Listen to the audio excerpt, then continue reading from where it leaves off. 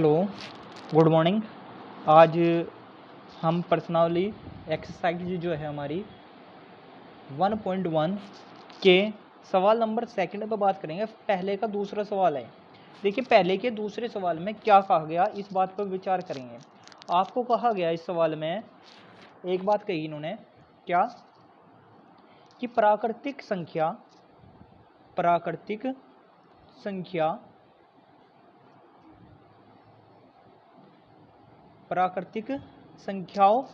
के समुच्चय n, प्राकृतिक संख्याओं के समुच्चय n में कोई रिलेशन ऐसा है, कोई संबंध ऐसा दिया। क्या संबंध दिया? एक रिलेशन दे दिया। क्या? x y इक्वल आपका क्या दिया भाई? x + 5। और आपको कहा तथा x की जो वैल्यू है वो 4 से कम है। यहाँ से x की जो वैल्यू दी वो 4 से कम दी इस रिलेशन में। हमने कहा चलो ठीक है। जब नेचुरल नंबर कह दिए, प्राकृतिक संख्या क्या होगी? प्राकृतिक संख्याओं का अर्थ हुआ ऐसी संख्याएं जो 1 से शुरू होकर इन्फिनेटिव तक हो। अर्थात हमें x बराबर क्या लेना? x बराबर 1, 2, 3 और 3 तक ही संख्या लेनी। जब x बराबर 1 था तो y बराबर कितना हो गया? 1 + 5 = 6। x बराबर आपका कितना हुआ? x बराबर 2 तो y बराबर कितना हो जाएगा? 2 + 5 = 7। x बराबर आपका 3 तो y बराबर कितना आ गया? 3 + 5 बराबर आपका हो गया 8। अर्थात एक का जो रिलेशन है, संबंध क्या आया? 1 का संबंध 6 के साथ, 2 का संबंध 7 के साथ और 3 8 के साथ। अब पहली कंडीशन इस सवाल की क्या आपको बतानी? समतुल्य है। सवाल आपका कैसा है? समतुल्य है या नहीं है? अब समतुल्य के लिए आपका रिलेशन होना चाहिए था x x। कहीं 1 1 है इस सवाल में? कहीं नहीं है, तो ये सवाल समतुल्य नहीं है। दूसरी बात, सममित। अब सममित के लिए कंडीशन क्या आती? यदि 1 6 है तो सवाल में 6 1 भी होना चाहिए। तो इस सवाल में 6 1 है? कहीं नहीं है, तो ये सवाल आपका सममित भी नहीं है। अब संक्रमक की कंडीशन क्या आई?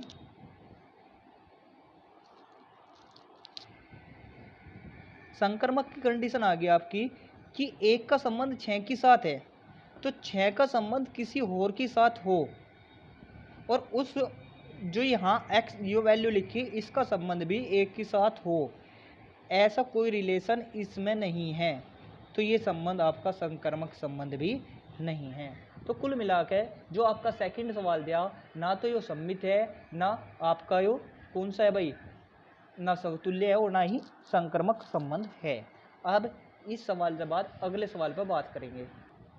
देखिए, अब इसका हम तीसरा सवाल देख रहे हैं। तीसरे सवाल में हमें क्या कहा गया?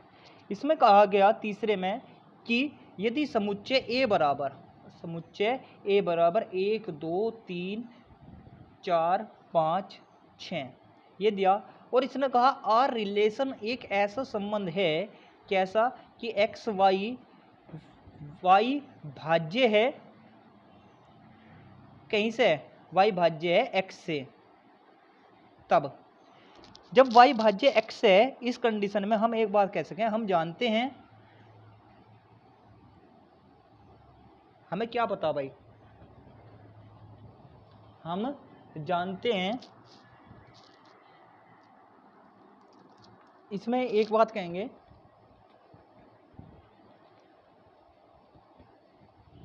हम जानते हैं कि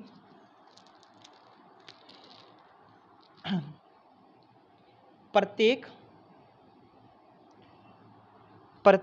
संख्या स्वयं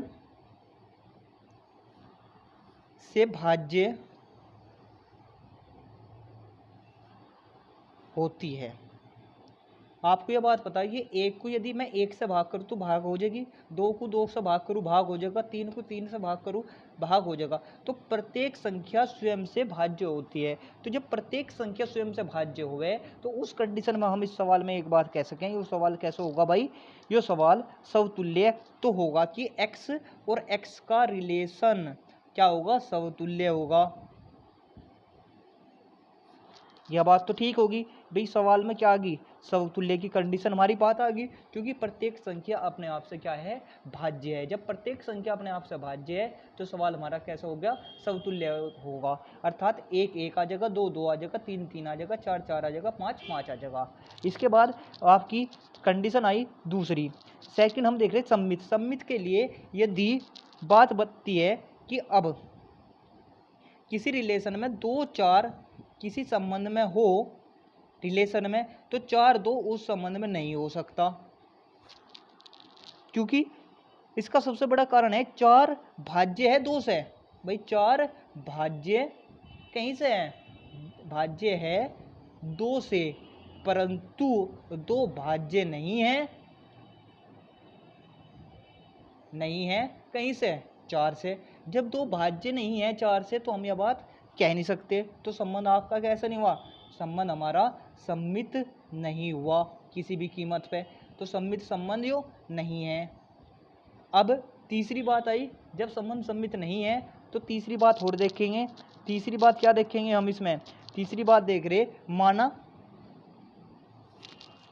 एक्स वाई तथा वाई जेड किसी संबंध आर में है, इसलिए वाई भाज्य कहीं से है, वाई भाज्य है एक्स से, वाई भाज्य एक्स से, और जेड भाज्य कहीं से है, वाई से, तब जेड भाज्य होगा एक्स से भी, तो ये संबंध आपका क्या होगा, संक्रमक होगा। तो कुल मिलाकर कहने की वाली बात है, इस सवाल में आपका ये सवाल समतुल्य तो है, सम्मित नहीं है, और ये सवाल आपका क्या है भाई, संक्रमक भी है। अब बात करेंगे हम सवाल नंबर 4 पे, इस प्रश्नावली का जो इस पहले सवाल है, पहले नंबर का चौथा पार्ट। देखिए सवाल नंबर 4 क्या कहा गया, इसमें कहा गया कोई रिलेशन है कि समस्त पूर्णांकों के समुच्चय z में आर कोई संबंध है, कैसा संबंध है यार, आर बराबर कोई रिलेशन दिया कि X Y, X minus Y एक क्या है भाई, पूर्णांक है, एक्स माइनस वाई एक पूर्णांक है। तब इस बात पर विचार करेंगे, हमने कहा चलो ठीक है इस बात पर विचार कर रहे हैं, हमने कहा यहाँ जब पूर्णांक है यहाँ प्रत्येक x बिलोंग करेगा z में, क्योंकि इसने कहा समस्त पूर्णांकों का समुच्चय z है, तो प्रत्येक x बिलोंग कहीं में करेगा z में, और जब प्रत्येक x बिलोंग करेगा z में के लिए हम एक बात और कह सकें कि x और x बिलोंग करेगा रिलेशन में, संबंध में, क्योंकि इसका सबसे बड़ा कारण क्या है, इसका सबसे बड़ा कारण है x माइनस एक्स बराबर क्या होता है, 0, और 0 क्या है, जीरो एक पूर्ण संख्या है, 0 एक पूर्ण संख्या है। जब 0 पूर्ण संख्या है तो संबंध कैसा हुआ हमारा, समतुल्य। अब दूसरी बात आई, माना संख्या एक्स वाई बिलोंग करता है जेड में, यदि आपका क्या, यदि एक्स वाई बिलोंग करता है जेड में, यदि एक्स वाई रिलेशन का एक रिलेशन हो,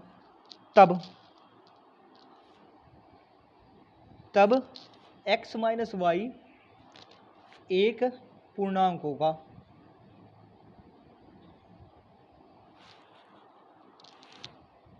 और यहाँ एक बात और स्पष्ट हो रही कि माइनस एक्स माइनस वाई भी एक पूर्णांक होगा,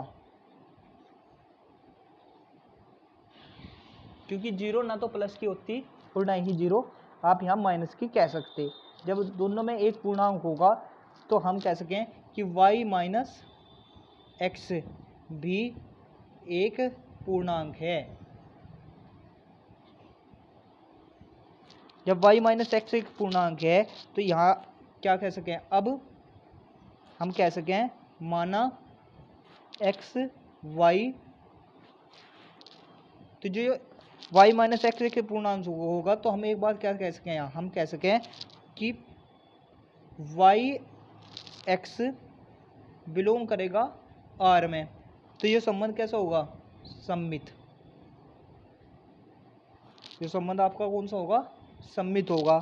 अब हम कह रहे हैं एक्स वाई और वाई जेड बिलोंग करता है आर में। एक्स वाई और वाई जेड बिलोंग कर रहा कहीं में आर में, जहाँ एक्स वाई जेड तीनों बिलोंग करते हैं कहीं में जेड में। तब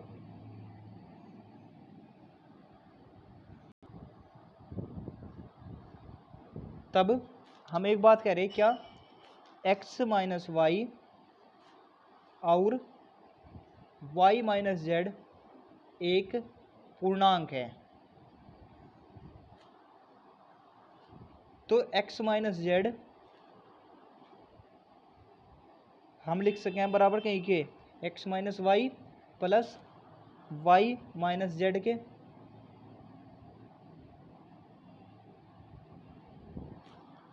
तो ये क्या होगा, एक पूर्णांक होगा।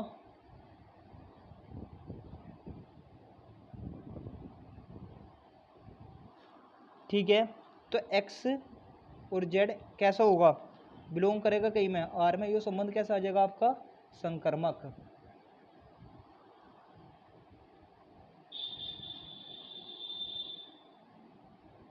ठीक है, तो कुल मिला के यहाँ से आपकी ये बात समझ में आ गई होगी। देखो भाई, पाँचवें का पहला सवाल, पाँचवें के पहले सवाल में एक बात कही कि x तथा y एक ही स्थान पर कार्य करते हैं, तब इस बारे में बात करनी है। तो ठीक है, हम कह रहे हैं जब एक स्थान पर कार्य कर रहे हैं तो पहला रिलेशन हम ये दिखा सकें इसमें कि x और x बिलोंग करता है R में। ठीक है, क्योंकि x और x एक ही स्थान पर कार्य करते हैं। भाई x और x एक ही स्थान पर कार्य करते हैं, तो हम कह रहे हैं क्या कि x और x बिलोंग कहीं में करेगा R में। जब x और x बिलोंग R में कर रहा तो यहाँ से हम एक बात और सके क्या, जो संबंध कौन सा होगा, जो संबंध समतुल्य होगा। दूसरी बात, क्या यदि एक्स वाई बिलोंग करते हैं आर में, तब एक्स और वाई एक ही स्थान पर कार्य करते हैं। जब y और x बिलोंग करते हैं आर में, तब y और x एक स्थान पर कार्य करते हैं। ठीक है, तब भी एक ही स्थान पर कार्य कर रहे, तो हम यहाँ क्या कह सकें, हम कह सकें कि भाई तो y x बिलोंग कहीं में कर रहा आर में, तो हम कह सकें कि आर संबंध कैसा होगा, आर संबंध होगा सममित।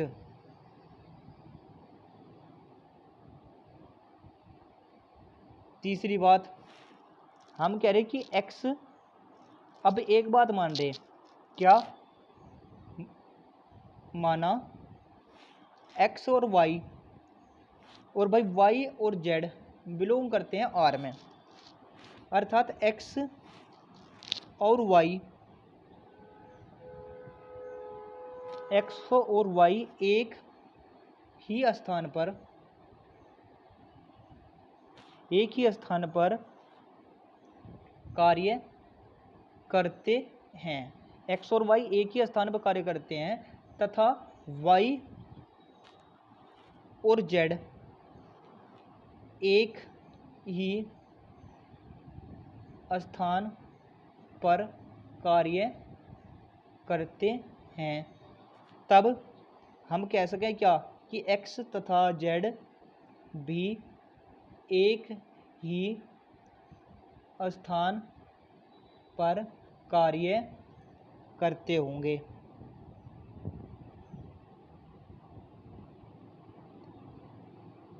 तो एक्स और जेड बिलोंग कहीं में करता है, आर में, तो संबंध कैसा हो गया, संकर्मक।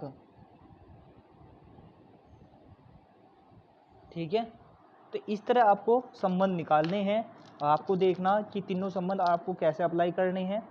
ठीक है, आज के लिए इतना ही, बहुत धन्यवाद।